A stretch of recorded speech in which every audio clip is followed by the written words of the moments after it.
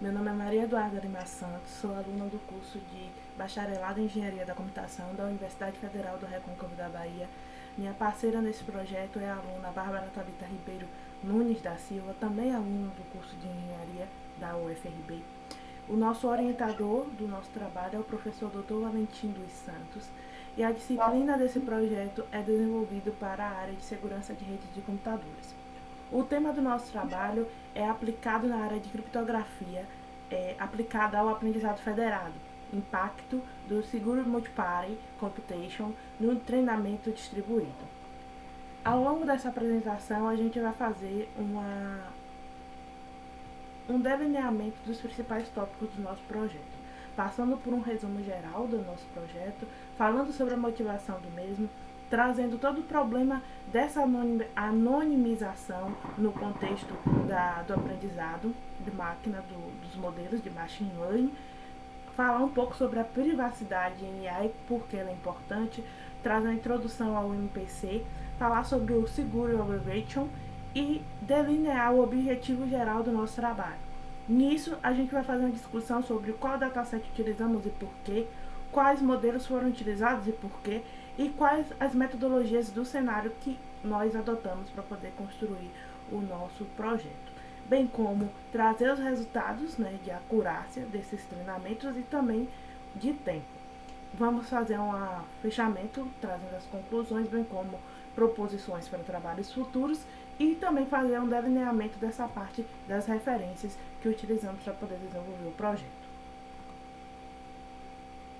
Então, gente, esse trabalho, ele teve como intuito avaliar o impacto do uso da criptografia por meio do Security Multiplayer Computation no aprendizado federado. Foram comparados 3 cenários: um treinamento centralizado, o treinamento com aprendizado federado tradicional e um treinamento com aprendizado federado com Security Aggregation, utilizando modelos convencionais nos datasets do MNIST e do TechFace. Os resultados mostraram que a agregação segura protege contra vazamentos de gradientes sem causar perda significativa de acurácia, embora introduza maior custo computacional. Conclui-se que as técnicas de criptografia, como MPC, tornam o treinamento distribuído mais seguro e adequado para os dados sensíveis. Enfim, qual a motivação inicial, qual o contexto inicial do nosso projeto? Tá? Hoje a gente vai apresentar nosso trabalho sobre o impacto das técnicas criptográficas, especificamente o seguro multiparty computation, tá? No aprendizado federal. Tá? Com o crescimento do uso da inteligência artificial em áreas como saúde, como é o exemplo do vídeo que a gente está passando nesse momento, finanças, mobilidade, tá? Esses modelos de inteligência artificial, eles acabam lidando com informações muito sensíveis, dados sensíveis desses sistemas que eles estão sendo modelados para resolver, tá? Isso aumenta muito a preocupação, principalmente quando a gente pensa em segurança e privacidade, tá? Principalmente na área ali durante o treinamento. O que é que investigamos aqui no nosso projeto? Como proteger esses dados sem perder desempenho no aprendizado?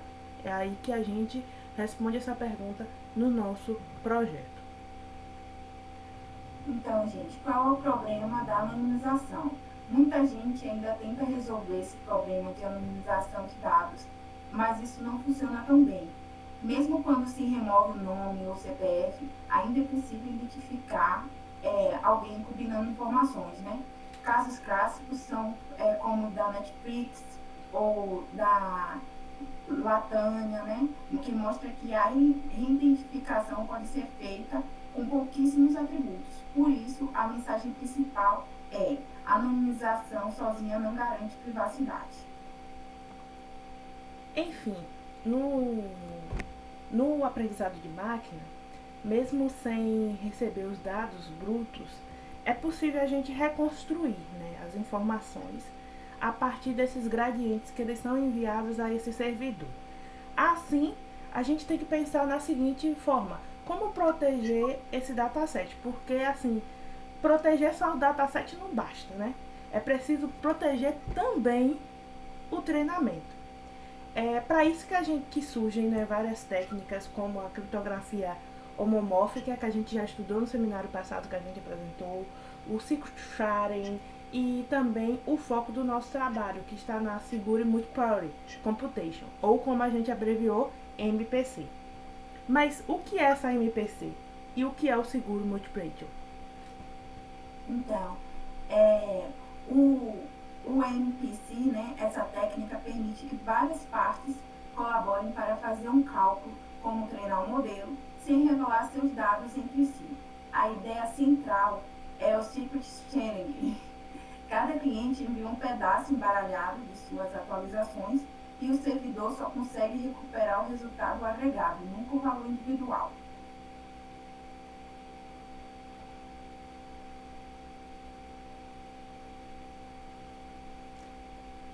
E o seguro aggregation, ele acontece da seguinte forma, tá? Os clientes, tá? Eles dividem seus parâmetros em o que eles chamam de shares criptográficas, tá? Aí vem um servidor que nunca vê esses gradientes de cada cliente separadamente e ele só soma esses gradientes finais, o que resolve uma grande vulnerabilidade do feed AVG tradicional, que é o vazamento dos gradientes. Então o servidor ele só soma essa parte final, ele não tem acesso a esses parâmetros, tá? E nisso a gente traz o que é que o nosso trabalho fez, o que é que a gente investigou. Então, no nosso trabalho, o nosso objetivo foi comparar os três cenários, né? O treinamento centralizado, o feed AVG tradicional e o com Secret Aggregation, né? O MCP, e avaliar em questão de acurácia, tempo de execução, OVX e segurança das atualizações. Quando a gente fala dos três cenários, a gente fala do treinamento centralizado, ou seja, todos os dados do conjunto. Quando a gente fala do feed AVG tradicional, a gente fala do descentralizado, ou seja, sem a proteção criptográfica, e o feed AVG com seguro aggregation, que é o MPC que a gente adotou, é a descentralização e protegido, ou seja, além de descentralizado, criptografado, tá? Partindo disso, a gente vai falar um pouco sobre o dataset utilizado para poder fazer esse treinamento, tá? A gente utilizou dois datasets, sendo o primeiro o MNIST, que é um dataset bem conhecido, principalmente na área de Machine Learning, que é o que está sendo apresentado aí na imagem do slide, tá? Que é não sensível, ou seja, não tem dados sensíveis no conjunto de dados, mas a gente utilizou para teste de toda forma possível, né?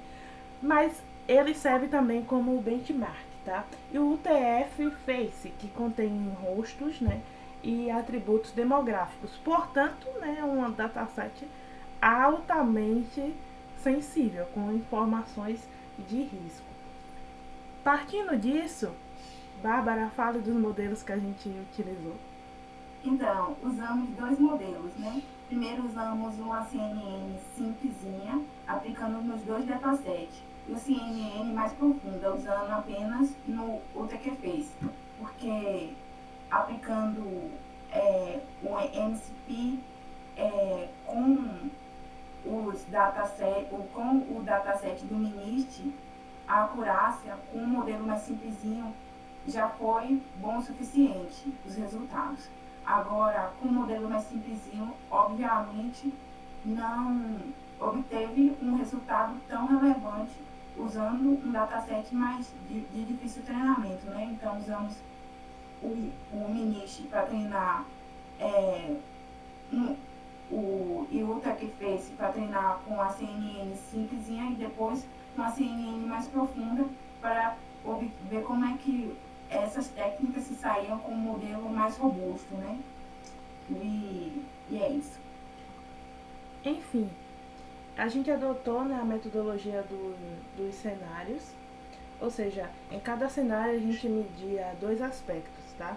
Que é a acurácia e o tempo total de treinamento, que é o overheat de criptografia. O que é que a gente encontrou nesses cenários, né? Quais resultados a gente encontrou? O primeiro, né, deles é que o treinamento com a técnica centralizada, ele sempre tem a maior acurácia, tá? Isso já era esperado porque ele vê todos os dados ao mesmo tempo, tá? O feed AVG, ele teve uma queda da acurácia, ele teve uma perda, principalmente no dataset UTK-FACE, né? Por causa da divisão do não ID dos dados, etc. E o seguro aggregation não piorou o desempenho, tá? Pelo contrário, em alguns casos teve até resultados levemente melhores que o feed AVG. Algo explicado pela aleatoriedade natural do treinamento. Em resumo, o que a gente pode ter a partir dessas análises que a gente fez, tá? A criptografia, ela não atrapalha o aprendizado do modelo, tá? Ou seja, ela não interfere no desempenho do modelo. Ela simplesmente protege os dados sem comprometer os resultados. Então, ela traz proteção sem que o modelo tenha alguma interferência negativa no desempenho dele relativa à assertividade desse modelo. Bárbara?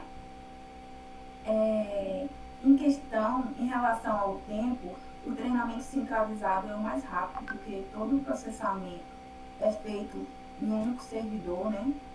E o do feed AVG é o mais lento, por causa da comunicação entre vários clientes. E o Secret Aggregation apresenta um pequeno custo adicional por causa das operações de criptografia, né? Mas nada muito significativo. No modelo mais pesado, inclusive, o aprendizado federado chegou a ser mais rápido por dividir o processamento entre os clientes. Enfim, né, o que é que a gente pode concluir a partir desse trabalho? Quais as contribuições futuras que a gente pensa em desenvolver futuramente? Primeiro, a gente pode resumir, né, o que a gente encontrou da seguinte forma, né? O aprendizado, quando ele está centralizado, ele é mais rápido, ele é mais preciso, mas é o pior em privacidade, tá? Que é o normal que a gente utiliza. O feed AVG, apesar de melhorar a privacidade, ele ainda vai permitir que os dados sejam vazados. Então, quando a gente fala de proteção desses dados, talvez não seja a melhor alternativa. E quando a gente fala de usar o feed AVG e o seguro aggregation, a gente tem um equilíbrio ali, né, que é ideal para o que a gente está propondo, que ele mantém a acurácia, tá, do feed AVG e também adiciona a proteção criptográfica, né, e é um custo, possui um custo computacional relativamente viável, né, para dados sensíveis como rostos, né, e atributos faciais. A gente destaca que é o caminho, né, mais seguro sem sacrificar a performance, ou seja, o desempenho desse modelo.